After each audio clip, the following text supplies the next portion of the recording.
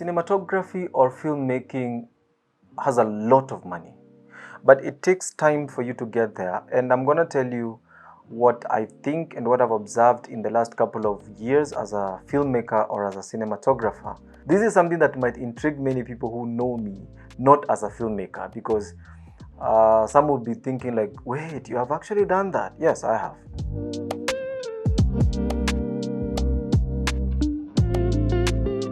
I wasn't really a filmmaker, and I never thought myself as a filmmaker as I was growing up. I knew I had a passion for camera, but to the extent of just taking photos. In fact, even photo editing wasn't something that I knew. I grew up with a very small camera, and it was those cameras that has a film inside. And once you have that tape, you take it to a studio and they process the pictures for you and you get hard copies, and then you can go and give the clients. I got to learn framing, frame composition and everything at a very young age, even when I didn't know that I was actually learning this kind of a skill. Fast forward to 2016, and that time I was doing my studies in India, and I get to meet this interesting gentleman from Uganda. He was working there, and I think partly also doing his studies, but he had been there before me for quite some time. He's a seasoned cinematographer, he's a seasoned filmmaker, and he's also really good with 3D modeling and all those kind of things. And I remember him asking me if I've done filming before, and I was like, what do you mean filming? And he's like, shooting videos. And I was like, yeah, I've done videos, of course. I know how to handle camera. In the back of my mind, I think the most that I had done then was shooting an event, a wedding to that effect. It's like, there's a job somewhere. I think you should come with me and you can help me. I'm the DOP and you could be my assistant DOP. For those who don't know what DOP means, is basically director of photography. So the director of photography is basically the guy who decides how the shots are going to look like. Basically, what you see on screen is directed by the director of photography, and partly the main directors who decide how the shots are going to look like, and then the DOP will come and dictate. Literally, I've seen serious DOPs on set, and they'll be like, no, that light should not be there, we need that light on this side. We need to move the character from this point to that point. They track the movements and they decide, I think the movement that you indicated may not be really good for the shot that we're looking for.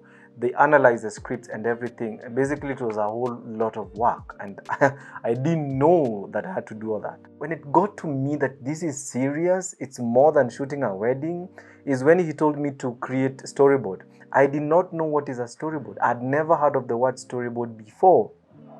We have been told to deliver storyboards within for the pilot, and we are supposed to deliver it within a week. And I remember getting into online and I'm trying to understand what is a storyboard and how it goes and everything. And eventually I had the gist of it. I remember taking a few templates online, writing down a very nice storyboard, and we presented it to the producers. And to my shock and surprise, they were actually happy about the storyboard that we actually gave. And that is how my journey as a filmmaker started. We shot our film. It was basically a movie. I think I left India before it was completed, and I think they got some other guys to take my place. But we had a movie that was shot in Kannada. Kannada is a language in India. It's a language that is spoken in Karnataka state, and I think some of the regions around that area. And then there was another music video that I got to do for some Indian rock band. It was an amazing experience. Got to travel a lot. Before I left India, I did one very big project. I got these clients from Nigeria. No, actually, I think the client was from South Africa, but they were shooting a TV commercial for Indomie Nigeria. And back then, I had this database of African models, and I had sort of set up a personal database for these people, and I had the pictures and the videos and everything, In case someone needed these people, they would reach out to me and I would strike a deal and then call my guys, and those who were selected, we would go and do some of these projects. And I did a couple of projects like this. Some I was just sending these actors and they would just go, once the deal is done, I pay them whatever it is that we had agreed. But this particular one I had to be a part of, and I remember the experience from the initial stages of planning all the way to execution. I'll also share the link. You can go ahead and have a look at it later. Now, this project was mega. It was big, and we shot it for like a week, and believe you me, it was a big project, but it gave me such an eye-opening experience for me into the world of filming and into the world of commercial advertising. Then fast forward to Kenya. In Kenya, I didn't really get a chance to do quite a lot of filming, but I had a chance to be a part of another film. It was done by some production house. I think it was called The Big Stool. The name of the film was Half Chance, and I was part of the production crew, and we did quite a lot of work. However, I think towards the end huko budget zikakuwa shida and we were not able to complete it. The main producer basically he was not able to really sustain the project to the end. But all in all, it was a good experience, and I'm happy that I got a chance to be a part of that project.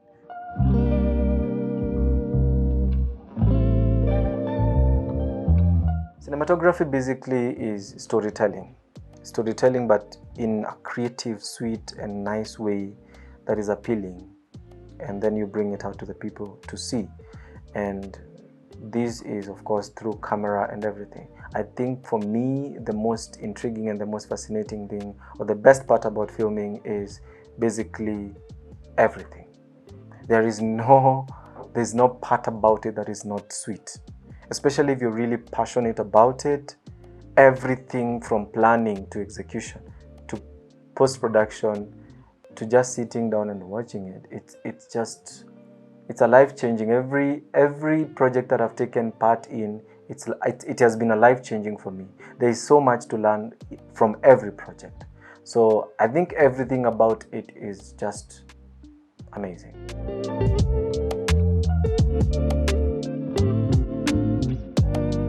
It is one of the industries in the world that people pour a lot of money for such a small thing. Like, people would actually pay millions of money to just get 1 minute video. I've been in projects which were paid millions just to achieve a 2 minutes, maybe segmented video, maybe a commercial advertisement. So in my experience, I have actually seen 4 very effective ways in which a filmmaker or a cinematographer could actually make a lot of money with their skill set. One of those is become a commercial advertisement director. Now, understand one thing. Clients, especially big clients who are willing to pay a lot of money, from as low as $5,000 all the way to $20,000, $30,000 for just one video, one commercial advertisement. And that does not include all these other things, planning everything, in case you have to move from one place to another. Some are even moving people from one country to another, like I had earlier on mentioned. I'm not talking about these other people here, like what we were doing there. We were basically actors. For me, I was basically the broker for actors, the African actors who are there. And no, I'm not talking about those ones who get paid like just enough money to bring them to the set and back, and maybe something extra to buy boxers or socks. That's it. But no, I'm talking about real money. And I've mentioned a figure, and these figures vary from product to product, from client to client, from company to company, and country to country. So one of the ways that you could actually make good money in filming or cinematography is if you are the director for commercial advertising. Number 2 is music directing. Music in Kenya is something of sort of a booming business right now. Gengetone, urban tone, whatever the music is there, gospel industry. With the evolution of 4K videos, people are not leaving anything to chance, and people are coming out and they want the best quality, not just on camera but even the way the story is looking, and we're having an industry that is very well, neat, because if you are the director for a music video, you command a certain amount of figure. So if you are the director for a music video in Kenya right now, you are probably making some really good money, and I'm talking about 300,000, 400,000, or 100,000, depending on the size of the video and the budget that is allocated for it. You could be making up to even 500,000 for just one song, and also depending on the musician in question. Some musicians in Kenya are willing to spend a lot of money for their videos so that the videos can come out good. Number 3 is film production. Film production, and I'm not talking about directing. If you're a film producer right now in Kenya, you're likely to make a kill. Not only is Netflix and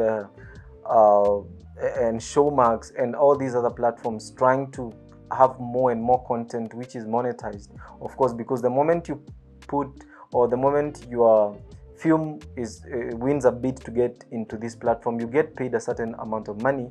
But also, even other free platforms like YouTube and everything, you're able to make money as a film producer, not just a director. Okay, so if you can be able to create your own content, if you can be able to create your own stories and have them short, they could even be short stories or short film stories, I think in a big way you are likely to make more money as a film producer rather than a film director, because you get to own that as your own content and you have the rights to it. The fourth way that I've realized that you could actually make good money in Kenya is through networking. It's not just the film industry or the cinematography industry whereby you can make money through networking. Basically, networking is everything. You need to look at filming or cinematography as a business, not just an art. Yes, it's an art when we are creating the stories and everything, but you need to look at it also from a business perspective. And in our country nowadays, you need to really, and I think it has been like that for a while, you need to look at your network. Basically, your network is your net worth. So you need to build a network of people who will support you and grow with you from the scratch. Good example is Abel Mutua and the people that he has surrounded himself with. Those who know them, they know what they've been able to do. I mean, you need to build a network of people who can support you and even pull the crowds to come and watch your stuff. So I think networking is really important in the filming industry. You cannot grow alone.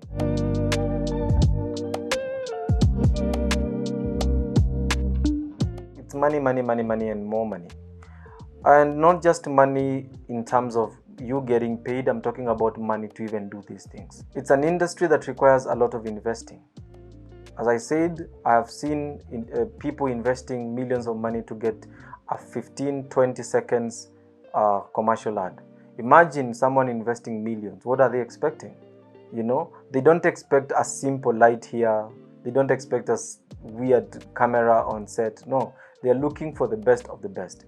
So I think money to invest in some of these productions has been a big challenge, I think. And also, at the end of the day, you want to get paid. And if you are really banking on the Kenyan market, especially to sell your product, sometimes you may have to look outside of the cinema. Having a film show in cinema in Kenya, you need to make it really big. Not many people in Kenya will watch your film on cinema. So I think in part you could actually think of other avenues by which people can actually pay and watch your content as well.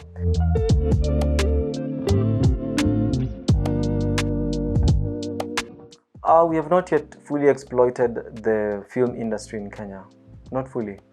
I'm not entirely sure we will anytime soon, but I think we're headed there. YouTube is becoming bigger and bigger by day, and these other paid platforms have also realized that we have some potential.